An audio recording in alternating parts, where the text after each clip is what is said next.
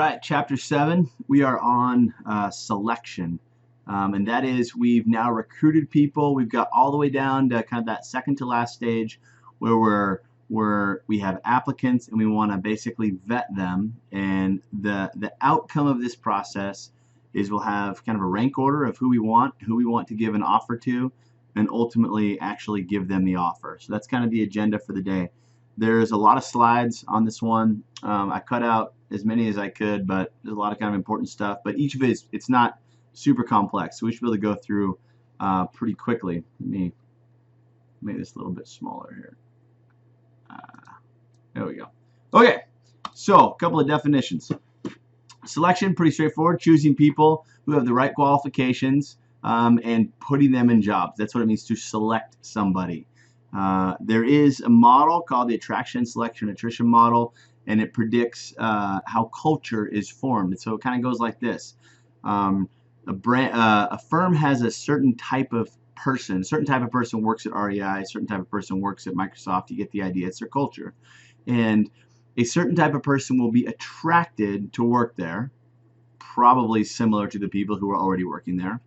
A certain type of person is selected to work there from those who are attracted.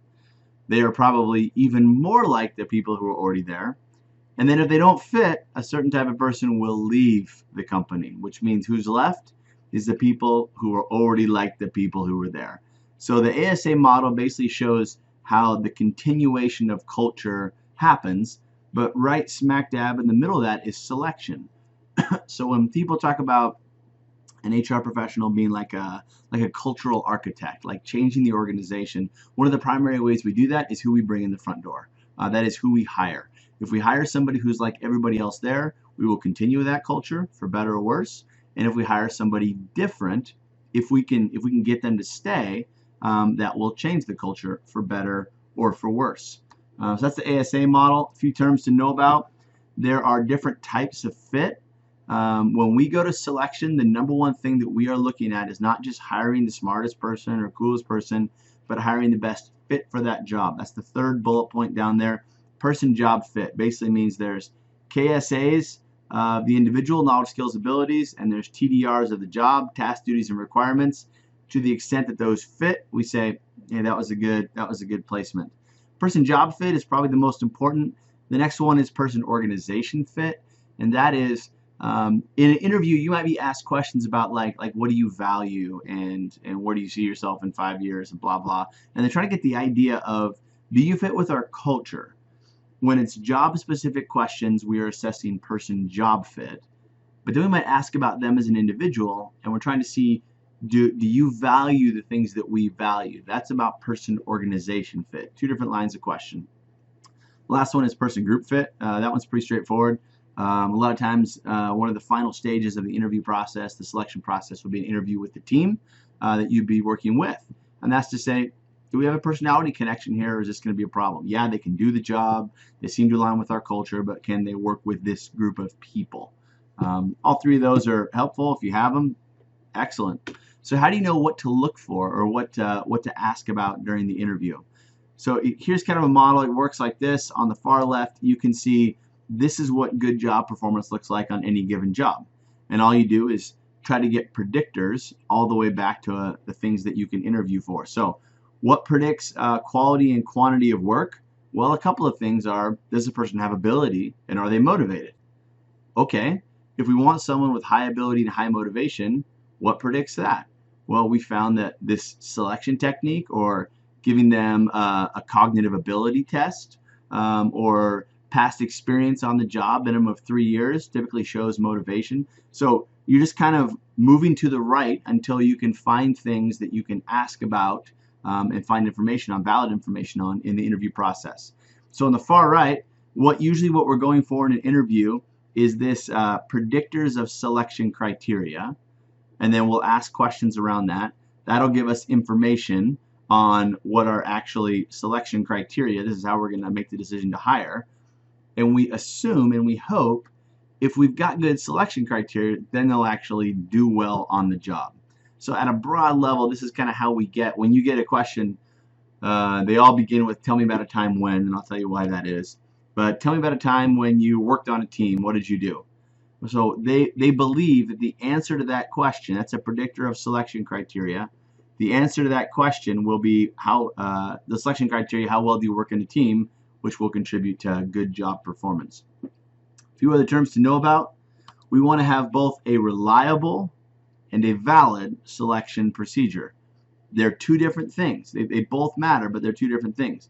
Any procedure, any selection test that we use needs to have both of these. Reliability just means it measures the same thing each time. So if I say, I make the decision, I ask people their favorite color, and if people say their favorite color is red, then I hire them because they're going to work out well. Well, that might be reliable. Like, you do measure the same thing every time, but it's not valid. It's not going to predict job performance very, very well. Job performance, obviously, on the job. So reliability, validity, both are important. And if you remember back when we talked about the EEO chapter, I talked about Griggs versus Duke Power. They didn't demonstrate validity in their test, and so they got sued and they lost. Both of these got to have. Sometimes it takes time to do that. Another source of validity is, let's say that you found in your truckers who are delivery drivers that someone who can lift more weight out of the truck to unload it tends to do better on the job.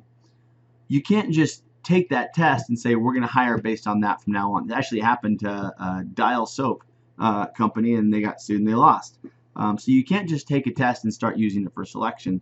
You have to make sure it's valid first. The two ways you do that are concurrent validity and predictive validity, and they look kind of like this, if you can see it. On the left, you have concurrent validity. That means I came up with this test. You have to lift 10 50-pound boxes of soap in an hour and move them 30 feet. I came up with that test. So I give them to all my current employees. I give that test to everybody who's already working there. Concurrent, with current employees, right? And if they do that test and I get their test scores, and the test scores show that people who did that test actually have better performance evaluations, then it looks like it's a good test. That's step one. Step two, I don't use that test to screen anybody out, but every person that I hire for 6 months, a year, whatever, I give them that test. They carry those, boxes of soap, 50 pounds, in 10 minutes or however long they have to do it. And I get those scores, and then 6 months later, I do a test. I do statistics, and I say, does the performance on those brand new employees, does the performance on that test predict how well they're doing on the job, their performance evaluations? If the answer is yes to both of those, meaning this test I came up with predicts performance in current employees and predicts performance for incoming employees, then at that point you can actually use that test to start selection, and it would be, in general, legally defensible. Okay, so let's say we have all these different tests for any particular job. They have to do a cognitive ability test, they have to do maybe a psychomotor test, they have to have this education, this experience, an on-the-job test, work sample, whatever it is. How do we know which one of those is the most important? Well, we run data, we find out which one predicts performance the best, but there's two ways that you can go about implementing it. One of them is, think of this like let's say somebody wants to be a Navy SEAL, okay? There's a lot of different tests to be a Navy SEAL. They combine these two things. A multiple hurdles approach means you have to run a mile in at least 7 minutes. You have to swim a quarter mile in at least this time. You have to do 60 push-ups without stopping and 100 sit-ups without stopping. Each one of those are hurdles. So they may say that's the minimum. If you score below that on any one thing, you're out and you don't go on to the next phase. A compensatory approach would mean I'm going to take the scores from each one of those, standardize them, and then crank out one final, like an index of this employee's overall score on our test is 135. This employee's is 152, which means they did better on average on everything. Some institutions use both, like I talked about the Navy SEALs. You get a higher score if you can run a mile in 6 minutes, and that goes towards your final score. But if you can't run a mile in 7 minutes, you're out. So you can combine them as well when you have multiple kind of steps in the process. Another thing that we'd like to do, you remember early on we talked about the talked about the psychological contract, right? We all come to work with this set of expectations about what will and won't happen, and a set of responsibilities that what we will do that we'll embrace with that. One of the ways during the selection process that we basically refine that, we go, hey man, this is what it's actually like on the job, is this. I talked about it before, but it's a realistic job preview. When you bring someone in for an interview, especially if they're a finalist, maybe it's the final interview, you want to take them to where they will be sitting, or take them to meet the people they will be working with, or show them the building, show them the cafeteria, let them see the commute, stuff like that, so they get a real idea of what it's like. In the long run, it refines the psychological contract, and it's very good to find out then that someone goes, man, I can't work here. Then 6 months later, when they say this place is sucking the life out of me, I'm going to quit, after you put all that money into them and you have to start all over from scratch. So that's a realistic job review. Very helpful if you can do it. Okay, the application. So think of it like this. What we are trying to get from people is information that we can use to make the decision of if we should hire them. So if I'm in an interview and the conversation comes up about spouses, or where you grew up, or, oh my gosh, politics and religion. I've heard horror stories and seen some of them. Whatever comes up, just assume the employee will believe that that's going to be used in the process, right? So you interview someone, they ask about your spouse, or does he or she work around here or whatever, and you say, oh no, my wife and I recently split up, and then you don't get the job. Well, you would think the reason you didn't get the job is because of the comment about marriage, not that you weren't qualified. So there are certain things we don't ask about. Here's a list of them. You can see them. They're all pretty straightforward. We don't ask about them only because that leads the candidate to believe, well, obviously they used this, even if it comes up in conversation. Obviously they used it when making the decision. So it's much more of a pure process. Just stick with whatever's job related, ignore everything else. On the resume, you can't control what they put on the resume. If it's there, it's there. We accept resumes, even if it's not on our formal application process. Per the EEOC, the Equal Employment Opportunity Commission, resumes are considered applications. So if somebody says you a resume for a specific job, vet it. You can tell them, hey, go fill out our application. That's fine. Or to be considered, you need to fill out our application. But for all intents and purposes, that is an employment record. It needs to be hung on to for about 3 years. As a reminder, the Immigration Reform Control Act, it was 1986, IRCA, I-R-C-A, says that you have to verify 2 things within the first 72 hours of employment. That is work authorization. They're legally authorized to work in the United States. It's not citizenship. There's a lot of ways to be authorized to work. And the second is identity. They are who they say they are. All right, that's IRCA. Personality test. You've probably taken whatever, Myers-Briggs or a Big Five or Enneagram or StrengthsFinder. There's a million of them at this point. Some of them are complete garbage. Some of them are okay. So this one has been around for quite a while. The Big Five personality test is probably the most respected, just in terms of having validity, in terms of what's called predictive validity and construct validity. It goes like this. Barrick and Mount, I believe, researchers, 1991. They took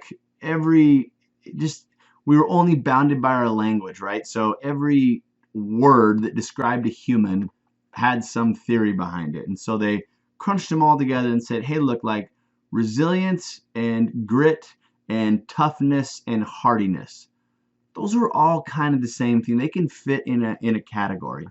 And they whittled it down to, I don't know what it was, 30, 40 categories, and then they whittled those categories down to make 5. And their argument is basically every personality trait has some connection to or fits somewhere in these 5 dimensions of personality: extroversion, agreeableness, conscientiousness, neuroticism, and openness to experience. And each of them predict different types of things, and some of them even predict performance on jobs. So extroversion predicts leader emergence, so who will become a leader. It doesn't exactly predict leadership effectiveness, if they'll be good, but it says who will emerge. Conscientiousness, that has what's called generalized coefficient validity, meaning conscientiousness predicts who's going to be good at almost any job. More conscientious people, like in my head, this is an engineer and accountant, right? I'm neither. They just always seem like they're always just good at stuff. So someone who's highly conscientious, right? They keep their task list, they turn things in on time, they follow the syllabus perfectly, and they ask questions politely, and they sincerely student, and they call me Dr. AV, and I'm like, okay, yeah, you're going to take over the world. Good for you. That's a conscientious person. A lot of firms will use that on personality tests. And it's so funny to listen to people that take personality tests. They're like, oh yeah, I took this test and I knew what they were asking. So I clicked the right answers. No, you didn't. There's a thing called item response theory. There's a whole community of crazy smart statisticians who, if it's a good test, design tests so they're not really fakeable. It's like an honesty test, you know. Nobody says, hey, you wouldn't steal from the company, would you? I mean, they're all, anyway, we can get to that. If you're interested in that, you can get a hold of me. You're not really going to fake one of those tests. Very popular in terms of like sales or jobs that involve working with the public, especially working with children. Insurance companies are big on using different predictors, like personality kind of predictors to how well people do in the insurance industry. So they use a lot of this stuff. And each one will kind of predict things differently, right? Like neuroticism, you want it to be really low. Openness to experience, if you're hiring an artist or somebody who's in marketing, you probably want that to be high. If it's in customer service, you want someone to be really agreeable, highly agreeable. If someone is a safety engineer at a nuclear plant to make sure it doesn't blow up, you don't want them to be agreeable. You want them to be suspicious. You want that person to be cranky because you don't want any mistakes. So if I'm hiring that engineer, I'm looking for crazy high conscientiousness and below average agreeableness. I want them to be cranky and not make any mistakes. You don't want that person to be at the call service desk for Visa or Sprint, right? Super bad person to have there. So anyway, we can give personality tests. They predict well on jobs. There's another field. I only bring this up, emotional intelligence, because I think it's popular. People love it, and people have just like hooked onto it like it's this beautiful thing. From a scientific perspective, it may or may not even exist. And what I mean by that is measurement of it is really poor. Face validity of the measurements is poor. What's called psychometric analysis usually don't produce good data, meaning like there's something to this, right? This emotional intelligence thing, there's something to it. And I don't care how many books somebody writes, Goleman or Emotional Intelligence 2.0, whatever, they're great books, and I think they're hitting on something really good. But our ability to measure it accurately and then use it in a selection context is really limited at this point. It might change in the future. But pointed out to say you may get a test, it may be an emotional intelligence test. I don't recommend using them, usually because they're pretty unreliable. But there are different factors, right? So 4 factors of emotional intelligence. Self-awareness. I call this of like, are you on planet Earth? Right? When I meet the 14-year-old kid that doesn't have enough coordination to play any sport and tells me that they're going to the NBA, I'm like, yeah, I live on planet Earth. Like, have we met? So self-awareness, social awareness. Do you understand what's happening in kind of the group environment? You understand how people are feeling? Self-management. Can you regulate? It's called self-regulation. Can you regulate your behavior and how you're displaying those emotions to convey certain meaning? And of course, relationship management. So each of these 4 are kind of a component of emotional intelligence. That's how it's used in kind of a typical manager, practitioner, or what I call an airport book kind of environment. Like, hey, these are the 4 things you need to do to be a good leader. No, it doesn't work that way. Leadership is too contextual for that. But each of these things are good. You can just look at them and go, yeah, why not? Each of those things would be good. And they are. They're difficult to measure. You may get this if you're going through a selection procedure. Okay, so those are the tests, right? And somebody will get some kind of score on the test, and then we actually get into interviews.